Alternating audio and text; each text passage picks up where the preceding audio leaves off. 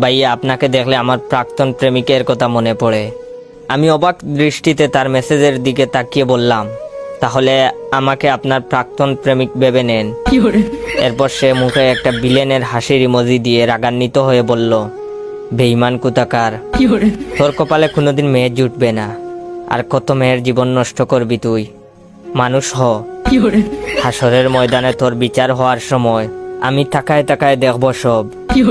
তোর মতো বদমাইশ, বজ্জাত সেমড়া, গাড়তেরা প্রেমিক যাতে কারো কপালে না জুটে। কয়দিন পর পর প্রেমিকা পাল্টানো যার স্বভাব, সে কোনোদিনও সুখী হইতে পারবো না। সময় থাকতে ভালো হইয়া যা। আমি বেবা চেকা খেয়ে তাকে প্রশ্ন করলাম, আপনি আমাকে এসব বলেছেন কেন?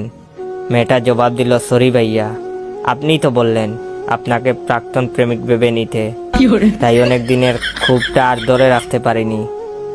রিয়েলি সরি ভাইয়া।